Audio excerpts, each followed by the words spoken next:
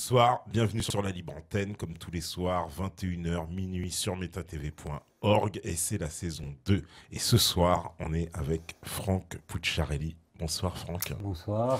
Donc on va aborder évidemment le sujet qui a été annoncé, c'est-à-dire la Libye, la Jamaïria libyenne, et évidemment...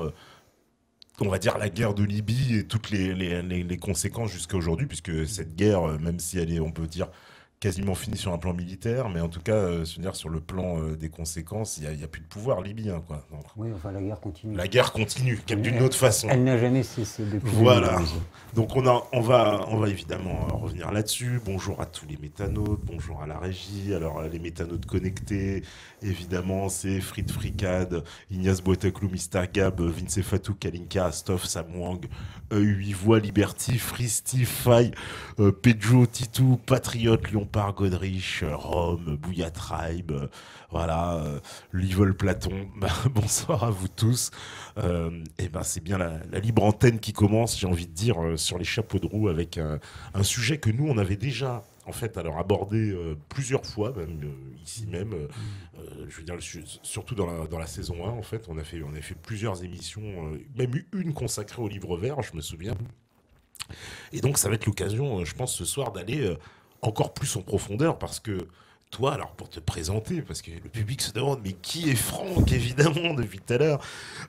Tu fais partie, donc tu es membre du comité international révolutionnaire. Comité révolutionnaire international. International, voilà, j'ai confondu. Voilà, comité révolutionnaire international, qui est le comité créé par Kadhafi initialement. Oui, voilà, c'est ça, par les comités révolutionnaires. Par les comités révolutionnaires libyens. Libyens. On expliquera ce que sont Bien évidemment ces comités révolutionnaires. Et donc, tu es, on peut dire, un témoin privilégié Alors, j'étais présent à Tripoli en 2011. Oui. Donc, je me suis rendu à 2 reprises avec différentes ONG concernant le fait que le gouvernement libyen souhaitait qu'il y ait des témoins de l'agression de l'OTAN à l'encontre des populations.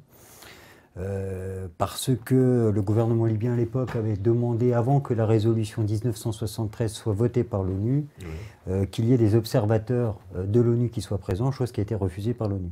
D'ailleurs, c'est un précédent, c'est la première fois qu'il y a une résolution qui est appliquée au sein de l'ONU sans qu'il n'y ait eu d'observateurs sur place pour constater les mensonges qui avaient été proférés par les médias Al Jazeera, repris par France 24, RFI, tous les médias mainstream. Voilà. Donc suite à cela, la Jamaïria libyenne, les comités populaires ont souhaité à ce qu'il y ait des membres du monde associatif européen, d'Afrique, Amérique latine, il y avait des Canadiens aussi, soient présents pour constater la réalité qui était malheureusement bien différente de ce qu'on nous rapportait dans les médias à l'époque. Voilà. Oui, parce qu'à l'époque, donc, pour rappeler, bon, bien sûr, vous en souvenez, hein, la majorité d'entre vous, certainement, c'est-à-dire qu'on a eu une guerre déclenchée sur la base d'une explication qui nous a été donnée comme quoi Kadhafi, donc ex-président de la Libye, enfin guide suprême pour... Pas président, il était un guide. Suprême, voilà, exactement, pour être exact. Qui aurait menacé, on va dire, la population de Benghazi. Donc Benghazi qui se trouve tout à l'est de la Libye, vers la frontière égyptienne. Et donc il aurait menacé donc, cette population qui, on le sait, alors historiquement, est une population qui était assez hostile au pouvoir central. Ouais, enfin c'est pas ça, c'est-à-dire que le roi Idriss, donc il faut savoir que Kadhafi en 1969 a fait un coup d'État sans effusion de sang, hein, avec des colonels. Des colonels, il était lui-même colonel. Hein, il était colonel. Il a été choisi à l'époque par les tribus libyennes parce qu'il faisait partie d'une petite tribu, les Kadhafa, qui était une tribu qui n'était pas importante. Puis bon, il avait aussi beaucoup de charisme, il avait un peu d'envergure. Il était nassériste et à partir de là, bon, il a été choisi par les tribus pour représenter le peuple libyen. Mais il n'y avait pas eu d'effusion de sang. Mais il faut savoir que le roi Idriss, ses tribus avaient collaboré au colonialisme avec les Italiens. Avec les Italiens, c'était le cas aussi de Misrata. Et ce sont des personnes qu'on retrouve bien évidemment à se retourner contre le régime de la Jamaïria libyenne. Mais c'est des tribus qui restent minoritaires dans leur ensemble. Très minoritaires. Alors, ce qu'on en sait, parce qu'évidemment, aujourd'hui, on sait beaucoup plus de choses, mais à l'époque des événements, hein, lorsque ça s'est déroulé, donc on nous expliquait à longueur de temps sur toutes les chaînes de télé que Kadhafi était prêt à commettre un massacre, à envoyer ses troupes, ses blindés, ses avions, etc., pour aller massacrer la population de Benghazi. Hein, aujourd'hui, ça paraît établi que tout ça a été absolument faux, que tout ça a été démenti. Alors ça avait été démenti à l'époque, est-ce que tu confirmes aussi par les services russes qui avaient fourni des photos satellites et ça avait été annoncé donc sur les chaînes russes, en particulier je pense à Russia Today bien évidemment, une grande chaîne d'infos, qui avait montré ces images, hein, donc avait fourni l'armée russe, hein, pour contrer la propagande. Tout à fait, mais il y a aussi, là je pense que je vais en surprendre plus d'un, l'ambassadeur de France qui était présent à l'époque, qui a démenti le fait que Kadhafi avait bombardé avec son aviation, notamment un quartier d'Abou Slim à Tripoli, où on nous faisait état de la mort de 2000 civils innocents. Alors ça, c'était Al Jazeera qui avait lancé cette rumeur.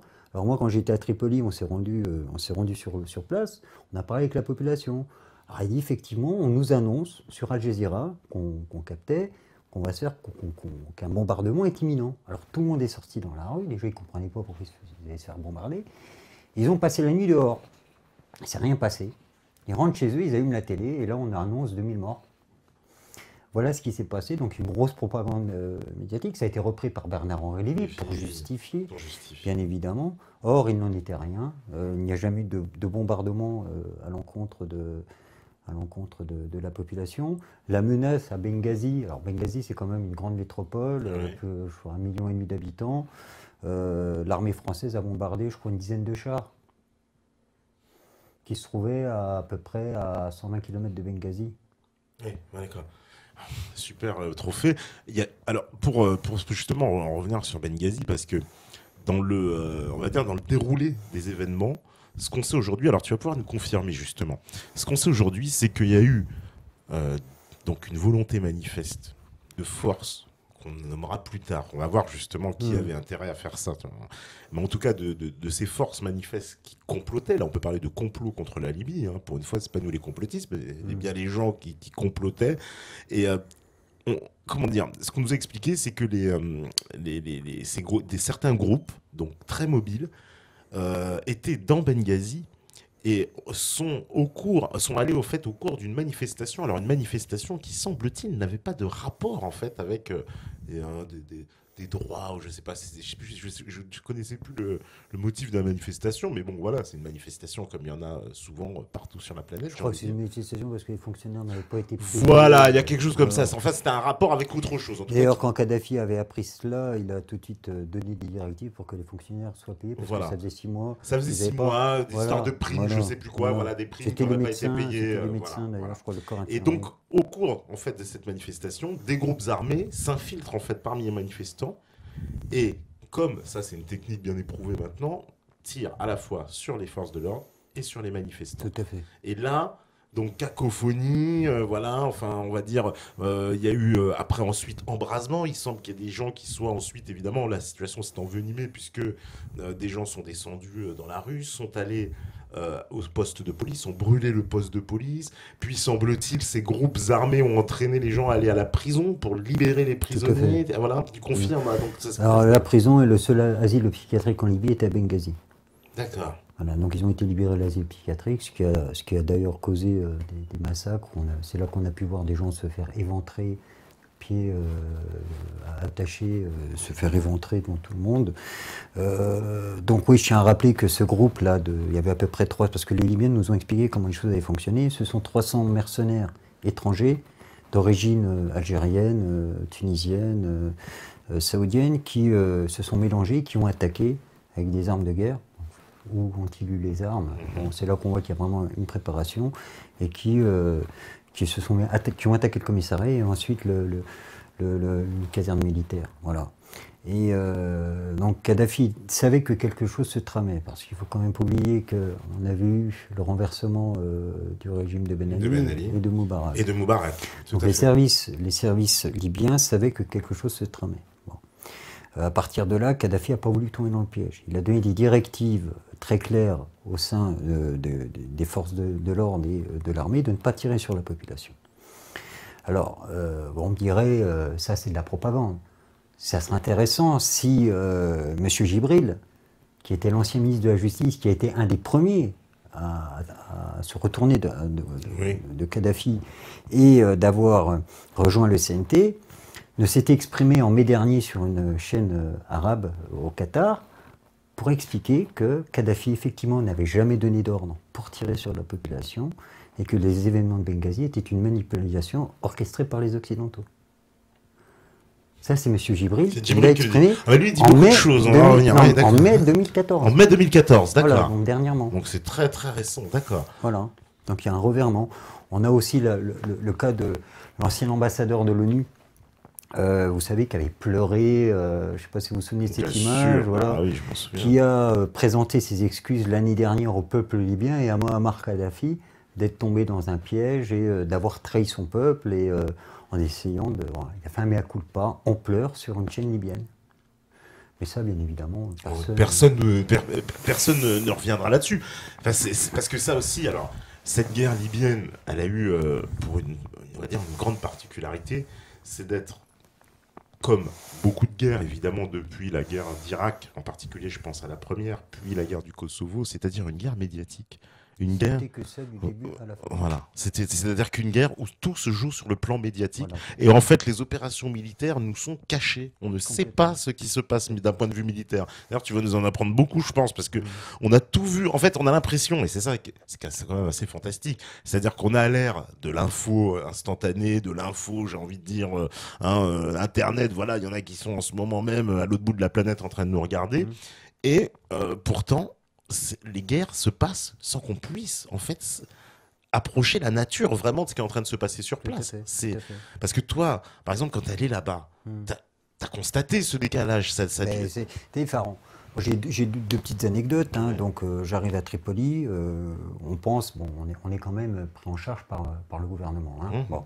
Donc, on est à Hôtel Corantia. Il y a une sécurité, mais somme toute, on n'est pas enfin, on est libre, c'est-à-dire qu'on peut sortir, on se promène dans Tripoli.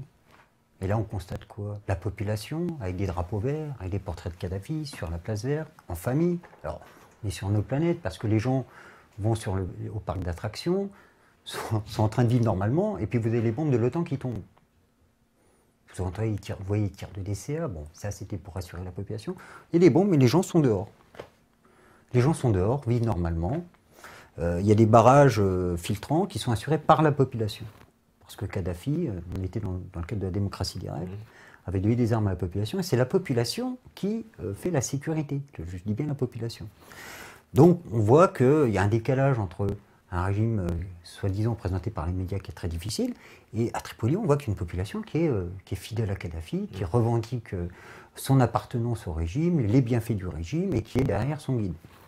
Une autre anecdote, on a le vice-ministre des Affaires étrangères, donc là on est le 10 août, une semaine et demie avant la chute de Tripoli, qui arrive dans une Toyota de porte, en babouche djellaba, sans garde du corps, et qui vient nous voir à l'hôtel tranquillement, et qui reprend sa voiture et qui part. Pas de garde du corps, pas de sécurité, voilà.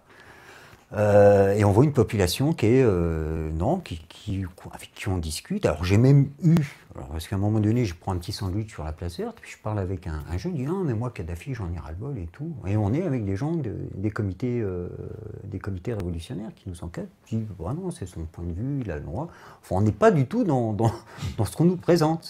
On est vraiment, on est sur notre planète. Et puis, ces bombardements, on a vu la conséquence des bombardements sur les populations civiles. Alors, il faut savoir aussi, c'est vrai qu'on a expliqué que Muammar Kadhafi, au sein de son gouvernement, a eu beaucoup de gens qui lui ont tourné le dos. Oui, il y a eu certaines défections. Mais pourquoi? Il faut se poser la question pourquoi. Les comités populaires, il y a un gros problème de corruption au sein du gouvernement libyen. Et Kadhafi voulait s'atteler à cela. Et pour cela, il s'appuyait sur les comités révolutionnaires et les comités populaires. Et des enquêtes étaient diligentées à l'encontre des gens qui lui ont tourné le dos depuis 3 ans, en vue que ces derniers rendent des comptes concernant des détournements importants de fonds. Et on a constaté que le tribunal de Tripoli, où étaient notamment stockées les archives de ces enquêtes, ont été bombardées par l'OTAN par des bombes incendiaires. Donc tout a brûlé. Ah, donc toutes les personnes, on va dire tous les complices actuels, donc tout leur passé. C'est des gens, c'est des gens qui avaient des comptes à rendre parce qu'il y avait vraiment un gros problème de corruption. Et Kadhafi le savait. Et les comités populaires voulaient s'atteler à ce problème parce qu'il y a un gros problème de corruption au sein du gouvernement. D'ailleurs, Kadhafi voulait aller plus loin parce qu'il avait un projet de supprimer le gouvernement et de redonner directement au peuple la rente pétrolière. La rente pétrolière, voilà. J'avais entendu ce projet. Voilà, c'est un projet, il voulait avancer, il voulait le réaliser entre 2018 et 2020, c'était dans son programme, et supprimer le gouvernement. Il partait du postulation que ça ne servait à rien et que l'argent devait aller directement au peuple. Puisque, bon. Donc, malheureusement, on ne lui a pas laissé le temps. Oui, un peu comme, d'ailleurs, alors ça, c'est une des raisons qui est souvent évoquée par les personnes qui s'intéressent à ce dossier pour savoir pourquoi, effectivement, Kadhafi a-t-il été la cible comme ça de l'OTAN. Et beaucoup mettent en avant, on entend souvent parler du projet RASCOM, donc projet de fabrication, de lancement de satellites pour le... Oui, nous, les informations qu'on a, décembre 2010, le Fonds monétaire africain se réunit. Et le Fonds monétaire, voilà, le fameux FMA, j'allais en parler aussi. Tu vois. C'est important. Oui. Donc la spécificité du Fonds monétaire africain, c'était un des fonds souverains qui émanerait essentiellement de la Libye, qui, je tiens à le rappeler, avait 500 milliards de dollars d'avoir, qui ont disparu. Qui ont disparu, oui, d'ailleurs. Le FMI, dernièrement, il y a une semaine, sont en train de dire que les réserves financières de la Libye sont en train de s'amenuiser et qu'ils seront dans l'obligation de faire un prêt. La Libye va être endettée au bout de 4 ans d'autant. Voilà. Donc 500 milliards qui disparaissent. Enfin bon, on reviendra là-dessus plus tard. Et donc, j'ai perdu le fil. Oui, sur le FMI. Voilà. Donc, il souhaitait la spécificité du Fonds monétaire africain, donc avec l'Afrique du Sud, l'Algérie et la Libye. Donc, vous voulez créer un fonds souverain. C'était de prêter à taux zéro aux pays africains. Alors là, le levé de bouclier de la part du FMI, de la Banque mondiale, de la BCE. Nous souhaitons rentrer dans le... Voilà, ils ont tapé à la porte du FMI. Ils ont tapé, mais ils ont insisté. Kadhafi leur a dit, écoutez, laissez-nous tranquilles, on n'a pas besoin de vous. Et moi, je pense que les révolutions du printemps arabe sont liées à cela. C'est-à-dire que la chute de Ben Ali et la chute de Moubarak ont été destinées à faire tomber Kadhafi. Voilà. Parce qu'on expliquera plus tard le pourquoi du comment. Et pourquoi je pense cela et certains pensent cela. Il y avait l'histoire du dinar or, mais c'est surtout le Fonds monétaire africain qui pose un gros problème parce que actuellement le FMI, la Banque mondiale, donc nos sociétés occidentales pillent l'Afrique, ça c'est un secret de polichinelle, avec des taux d'intérêt, avec des régulations, avec des obligations de privatisation et ainsi de suite. Chose que la Libye ne connaissait pas, que l'Algérie ne connaît pas, tout est public en Algérie. Tout était public en Libye, c'est plus que là maintenant. Oui, parce que je rappelle le premier geste du CNT après la prise de Benghazi, c'est d'avoir ouvert une banque centrale avec HSBC. Alors il y a la BCE et les Rothschild ont pris les parts aussi. HSBC, oui, c'est ça, c'est Rothschild. Et la banque européenne est rentrée actionnaire au mois de juin dernier. D'accord. Voilà. Donc tout va bien. Parce que la Libye, pays qui était donc non endetté, un des meilleurs PIB d'Afrique, quand Kadhafi en 1969 est arrivé au pouvoir, je vous donne une petite indication, les compagnies pétrolières américaines et anglaises qui avaient pris les concessions avaient signé un accord avec le roi Idriss et devaient reverser 50 cents du baril à Idriss. Kadhafi est arrivé, 3 ans après il a nationalisé, et d'ailleurs si le prix du baril était assez élevé, c'est grâce à Kadhafi qui a toujours fait en sorte que le baril du pétrole soit vendu au maximum. Voilà. Mais ça, on oui, mais ça vaut le coup quand même de le souligner, puisque la Libye, il semble que 1969 fait partie des 95% d'analphabètes illettrés. Voilà. Kadhafi a quand même, à la fin, d'ailleurs, il faut voir sur Wikipédia, le meilleur PIB d'Afrique, le meilleur taux d'éducation, le taux de mortalité infantile le plus bas d'Afrique. Il a fait du travail, sans oublier qu'il était sous embargo quand même pendant une vingtaine d'années. Ça, je veux dire, il ne faut quand même pas l'oublier. Parce que c'est vrai qu'on va dire, oui, mais Kadhafi, il n'a pas développé. Déjà, comment c'est compliqué, il est isolé, il y a eu la chute de l'URSS, avec qui il est en collaboration. Donc c'est vrai que dans les années 90, il s'est retrouvé dans une posture un peu compliquée, mais il avait quand même un embargo important qui a empêché le développement. Oui, qui a empêché le développement. Et d'ailleurs, il a un peu, j'ai envie de dire, presque cédé à certaines sirènes, au moment où il accepte de reconnaître son implication dans les attentats de Lockerbie, sachant que tous les services, en fait, déjà d'un point de vue des Libyens, mais du point de vue aussi d'en face, on sait qu'il n'a rien à voir dans cette affaire. Puisque même l'ingénieur qui à l'époque du procès avait prétendu avoir fabriqué l'appareil qu'on a retrouvé qui a permis d'incriminer la Libye, c'était une société suisse, ce monsieur s'étant retrouvé à la retraite, en fait, est revenu carrément sur les déclarations qu'il avait faites pendant le procès. Il dit, mais non, la Libye n'a jamais rien fait dans cette affaire. Il dit, cet appareil, il a été recréé par ses soins à la demande de la CIA. Bon. Non, mais c'est ça. Et d'ailleurs, je crois que l'association des victimes, d'ailleurs, lorsque Kadhafi a proposé cet accord de remboursement, je crois que c'est autour de 400 millions de dollars. Ah oui, c'est une somme très élevée. L'association ne voulait pas. Parce que l'association des victimes considérait que Kadhafi n'était pas responsable de cela. Alors maintenant, pourquoi Kadhafi a payé 400 millions? Il ne faut pas oublier qu'il y avait des Libyens qui étaient détenus par rapport à cela. Par rapport à ça, c'est vrai. Voilà. Donc il a payé sur deux choses, récupérer ces Libyens, d'ailleurs qui ont été libérés. Dont un qui avait un cancer, qui était un ami proche de Kadhafi, puisqu'il avait participé à la révolution verte. Donc c'était quelqu'un qui était fidèle en amitié, Kadhafi, on parlera du personnage par la suite, de ce qu'on a pu nous en rapporter de l'intérieur et non pas de l'extérieur. C'est pas du tout le personnage qu'on nous décrivait. Et donc je me rappelle, il me semble qu'à l'époque c'était De Villepin qui était ministre, c'est ça?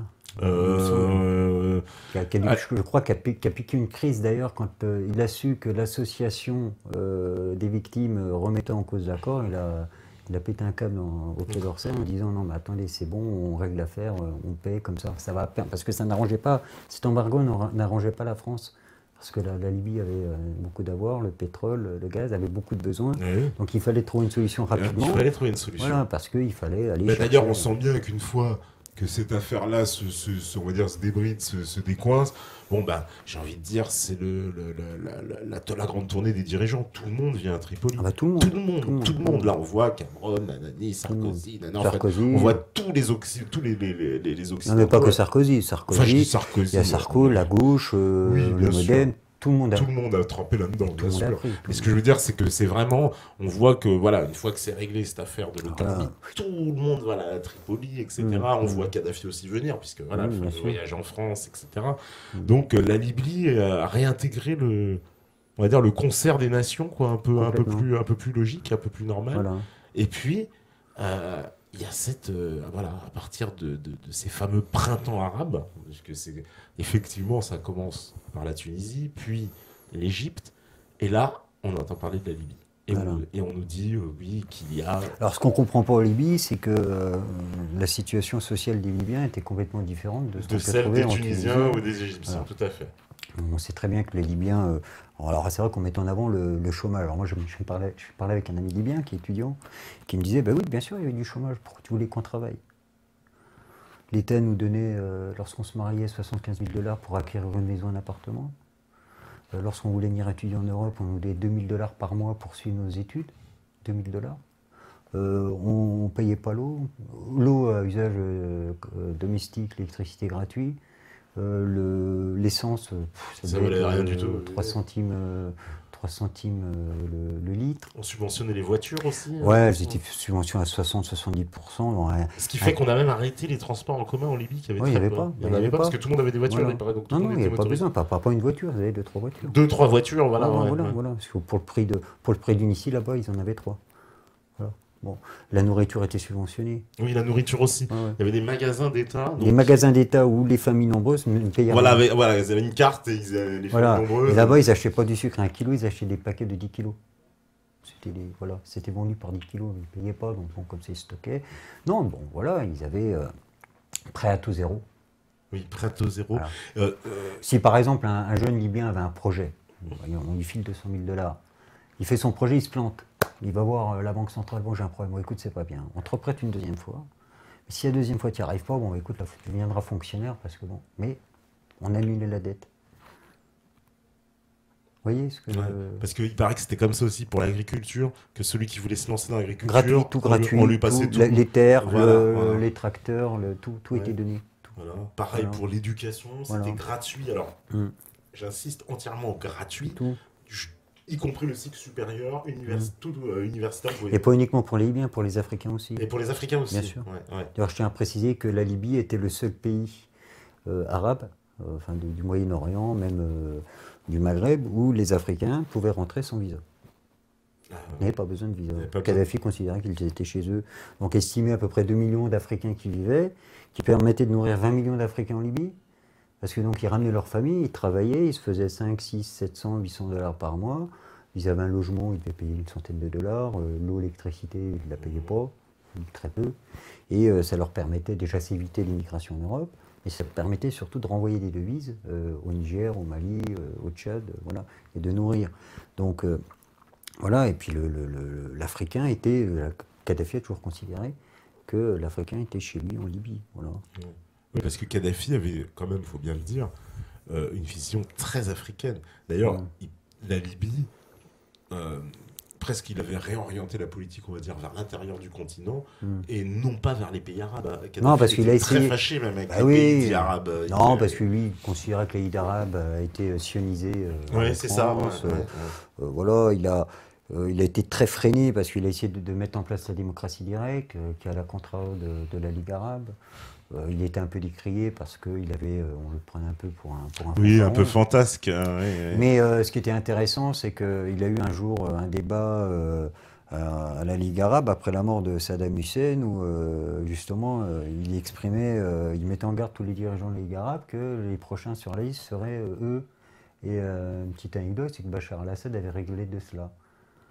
Et on a vu ce qui s'est passé et ce qui se passe à l'heure actuelle. Donc Kadhafi est mort, Moubarak a été destitué, Ben Ali aussi, et puis Bachar s'en tire un peu mieux, mais bon, disons qu'il n'est pas... voilà.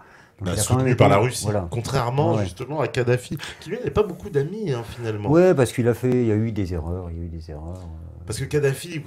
Faut quand même bien le dire. Mais d'ailleurs, oui, mais autre chose, c'est que la Libye n'était pas le précaré, si vous voulez. Dans les accords de Yalta, la Libye n'était pas sous giron russe. Voilà. Oui. Donc on tient quand même à rappeler que les accords actuellement sont tenus par rapport aux accords de Yalta, au niveau de la diplomatie, au niveau de la politique étrangère. Donc c'était pas dans le giron de la Russie. Alors après, il a fait des erreurs, parce que Kadhafi, c'est là d'ailleurs où il s'est retrouvé à dos avec le Qatar et les Émirats, avait en projet de créer le plus gros port de la Méditerranée à Tripoli. Parce qu'il voulait faire de la Libye la porte de l'Afrique. Voilà, exactement, voilà. La porte d'entrée vers l'Afrique. Voilà. Donc il avait passé un accord avec Moubarak, de manière à ce que tous les navires qui passeraient par le détroit, le canal de Suez, seraient exonérés de taxes. Et en contrepartie, Kadhafi, puisque l'embargo étant terminé, avait des projets au niveau tourisme, au niveau infrastructure assez importants, avait promis à Moubarak d'embaucher prioritairement des Égyptiens. Voilà. Ouais. Donc ça faisait partie du deal. Le problème, c'est que c'est malvenu pour les Émirats, pour le Qatar, qu'on fait des investissements en masse pour le port de Dubaï, qui est le plus gros port au monde, et le port à Tanger, qui est un investissement à 95% émirati et qatari. Voilà, donc il y avait une concurrence. Voilà. Donc, alors le problème, c'est que pour en revenir aux Russes, les Russes voulaient la construction du port et Kadhafi n'avait pas souhaité aller au-delà de... Voilà, il y avait quelques soucis. Mais alors de là à dire que les Russes ne l'ont pas aidé, c'est faux, parce que pendant le conflit, il y avait quand même des conseillers militaires qui étaient au plus près, qui ont insisté. Quand je dis pas aidé, c'est-à-dire que l'attitude de la Russie, elle était presque en deux temps. C'est-à-dire que dans un premier temps, on les sentait presque un peu mous, qu'on laissait faire. D'ailleurs, ils se sont abstenus, il me semble, pendant la résolution. Ils auraient pu mettre un veto qui aurait empêché la résolution, exactement. Mais le problème, c'est que la Russie ne s'attendait pas à ce qu'il y ait une violation de l'OTAN à ce point-là. Voilà, de la résolution. J'ai l'impression que sur cette affaire, presque, ils se sont fait avoir. Parce que moi, j'ai l'impression que la Chine et la Russie, qui ont, on va dire, un peu, presque benoîtement, un peu naïvement laissé passer cette résolution, ils n'avaient pas pensé que les Occidentaux auraient pu à ce point violer en fait le document. En plus, ce qui est d'autant plus intéressant, c'est que la résolution empêchait l'aviation de Kadhafi de bombarder. Dès que la résolution a été votée, la première chose que le gouvernement libyen a fait, c'est qu'on respecte la résolution, il n'y a aucun avion qui décolle. Ouais. Donc là, problème. D'ailleurs, au moment où la résolution a été votée, je crois que c'est 48 heures après, l'aviation française a directement attaqué Benghazi. Ils sont rentrés en conflit. Pour soi-disant une menace de 10 blindés qui était à 140 km, qui allait raser une ville d'1 500 000 habitants. 10 blindés. Voilà la menace portée comment dire, enfin, qui a justifié ensuite ce coup d'État, cette destruction. D'ailleurs, l'intervention en Libye, l'objectif premier était de tuer Muammar Kadhafi. Ce que disaient certains intervenants, et donc quoi se défendait évidemment l'OTAN, qui martelait sans cesse, non, nous ne voulons pas tuer Kadhafi, non, nous n'allons pas là-bas pour ça. Ils ne cessent de faire que cela. Oui. Moi, j'ai pu voir la maison de Saïf al-Arab, qui est décédé pendant un bombardement. Donc il y a 3 tomahawks qui sont tombés sur sa maison. Kadhafi était présent une demi-heure avant, ils sont sortis, il a fallu peu. C'est dans un lotissement. D'ailleurs, je tiens quand même à préciser à vos auditeurs que pour être le fils de Guy, qui était soi-disant quelqu'un qui vivait dans l'opulence, avait une maison des plus modestes. J'étais assez étonné de la modestie de la maison, qui était dans un quartier pavillonnaire. Et la petite anecdote, c'est une petite balançoire des années 50 pour les enfants. Il y avait une cuisine qui était en fin de compte un réchaud avec une plaque de gaz. Enfin, c'était modeste. Il n'y avait pas un mobilier luxueux. C'était le fils de Saïf al-Islam vivait modestement. Voilà. Et donc, bon, bah, il y a 3 tomahawks qui sont tombés. Donc, il y a eu Saïf al-Arab qui est mort. Il y a 2 de ses enfants qui sont décédés. Il y a la fille de Aïcha Kadhafi qui est aussi morte puisqu'elle était présente. Mais ça s'est joué de peu, quoi. Voilà. Donc, ils avaient localisé Kadhafi avec son téléphone portable. Et il est sorti pour parler avec des journalistes qui étaient en dehors, et là les bombes sont tombées. À une demi-heure près, voilà. Mais il y a eu de cesse que de cibler Kadhafi. Moi, on avait été à Zlenten, on voit un lotissement, et au milieu du lotissement, il y a à peu près 500 maisons, et au milieu, une maison qui a essuyé des bombardements. Pourquoi? Parce que, soi-disant, que le fils Ramiz Kadhafi était dans cette maison, au plein milieu, voilà, de nulle part. Enfin, voilà, bon, c'était... mais il y a eu de cesse, voilà, l'objectif était d'abattre et de liquider Kadhafi. Alors, on nous a parlé aussi, tu vas justement nous confirmer, nous affirmer un peu toutes ces infos, sur le principe de ces rebelles. Il semble, parce que c'est vrai qu'on a tous vu ces images où, évidemment, les rebelles prennent la ville et puis ils paradent, comme ça. Mais il semble que tout ça, c'était de la mise en scène. La comédia dell'arte. Voilà, c'est de la comédie, c'est-à-dire c'est bien l'OTAN qui venait, qui faisait le boulot, entre guillemets, qui ratissait. Les rebelles qui arrivaient suivis par les caméras et les journalistes qui les suivaient. On filme tout ça, voilà, comédia dell'arte, comme tu dis, bon, le show pour les caméras pour amuser la galerie. Et puis ensuite, semble-t-il, une fois que l'OTAN était partie, l'armée libyenne, elle intervenait, reprenait la ville en 2 secondes. En 2 minutes, voilà. Ça a été que ça. Et ça a été que ça, jusqu'à en fait la prise de Tripoli, qui est une boucherie sur laquelle évidemment on va arriver après. Mais donc ça a été que ça, quand on s'est baladé, on nous a baladé avec ces images-là. Voilà. Ça n'a eu de cesse, c'est-à-dire qu'on a pris telle ville. Bon, après il y a la propagande de guerre, bon, ça fait partie aussi du jeu. Mais je tiens quand même à préciser auprès de vos auditeurs qu'on avait l'image de mercenaires à peine formés, en train donc sur des 4x4, mais les choses ne se sont pas passées ainsi. Le Qatar a largement financé pendant ce conflit. Il y avait 2 divisions blindées qui étaient tenues par des mercenaires étrangers rémunérés. D'ailleurs, je tiens à préciser qu'il y a les anciens du 2e régiment de Calvi qui ont été gracieusement rémunérés par le Qatar à hauteur de entre 5 et 10 000 euros par mois pour partir se battre. Dans les anciens, hein, évidemment. Donc avec sous couvert du renseignement militaire, de la DGSE qui s'occupait du recrutement. Donc voilà. Donc il y a eu beaucoup de mercenaires français, beaucoup de Qataris, militaires qataris qui étaient présents. Et donc il y a 2 divisions blindées qui sont rentrées en Libye par la Tunisie et par l'Égypte. Et c'est là justement, je vous expliquais que pour moi et pour certains, les révolutions arabes, la chute de Ben Ali de Moubarak était justement de pouvoir faciliter la chute de Kadhafi, parce que de son vivant, Moubarak ou Ben Ali n'aurait jamais permis... évidemment, une invasion de la Libye. Ça, voilà, et n'aurait pas accepté que des armes passent. Des troupes transitent. Nous, on tient des témoignages de douaniers libyens qui faisaient ça. Alors ça passait sous couvert du Croissant Rouge. Donc ça débarquait au port de Zawiya en Tunisie. D'ailleurs, il y a des militants, des comités révolutionnaires qui ont bloqué le port, hein, puisqu'il y avait des armes, des blindés, des véhicules de guerre qu'on bloqué, mais on a fermé, on a mis un drap là-dessus, quoi. Personne n'en a parlé, surtout pas les médias tunisiens, puisque ça venait de tomber. Donc, mais voilà, il y a vraiment eu une préparation, parce que on ne peut pas mobiliser. Je crois que l'intervention de l'OTAN, c'est 42 pays. Oui. On nous a fait croire qu'on a mobilisé ça en un mois. C'est un plan qui a été préparé depuis des années. Voilà. Depuis des années. Il semble même que le fameux accord que Sarkozy avait signé à Londres avec les Britanniques, on va dire 6-8 mois avant, en fait, d'accord de défense, c'était déjà... voilà le point de scellement en fait entre la France et l'Angleterre pour l'attaque à la Libye. Et on était en novembre 2010, quelque chose comme ça, donc on était 6-8 mois avant les premières attaques, largement.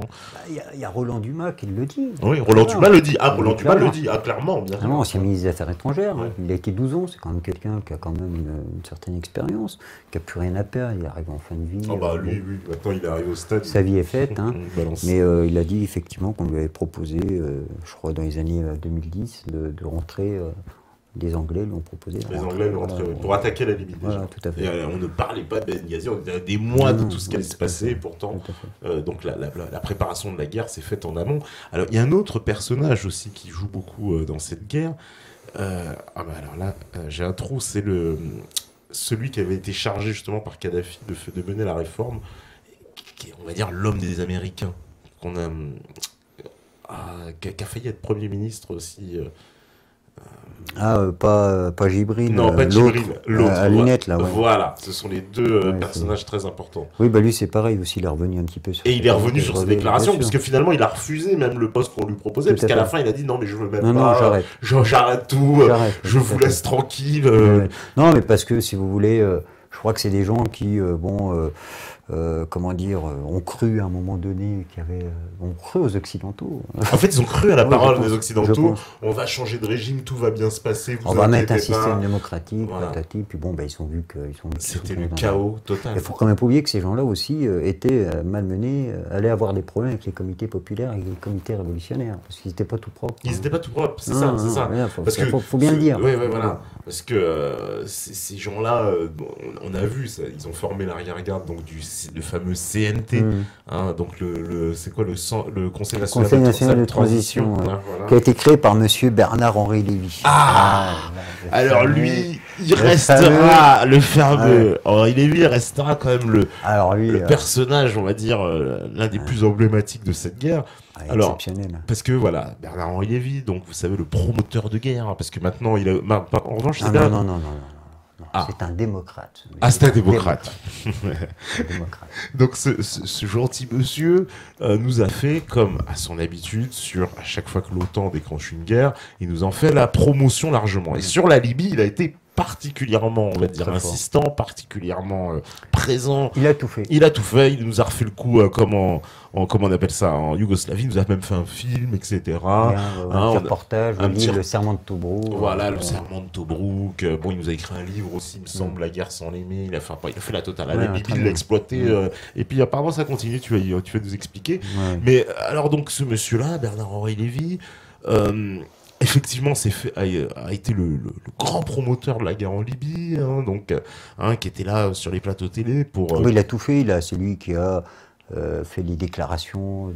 Oui, à un moment donné, on croyait qu'il était même ministre des Affaires étrangères, donc à la place de Juppé, parce qu'il se permettait de faire... Alors Juppé d'ailleurs, qui était contre l'intervention, au même titre que Morin. Au départ, ils étaient contre. Ah d'accord, c'est intéressant ça, c'est-à-dire... il ne voulait pas. Juppé était contre l'intervention. C'est un peu ce qu'on m'a... Tu sais quoi, c'est marrant parce qu'on en avait parlé ici avec certaines personnes qui avaient expliqué la même chose, qui disaient que même ils savonnaient la planche à l'intérieur du gouvernement français parce que, semble-t-il, il y avait un clan qui n'était pas du tout d'accord pour y aller. Et même Claude Guéant faisait partie de ce clan-là. Il n'était pas d'accord. Non, il n'était pas d'accord, Guéant. Non, mais lui, il était pour d'autres raisons. Parce que bon, c'est vrai que le régime, le peuple libyen a largement financé la campagne de Nicolas Sarkozy à hauteur de 50 millions de dollars. Et donc, Guéant disait en off auprès de certains journalistes, Nico, faut pas y aller là, c'est pas bon quoi.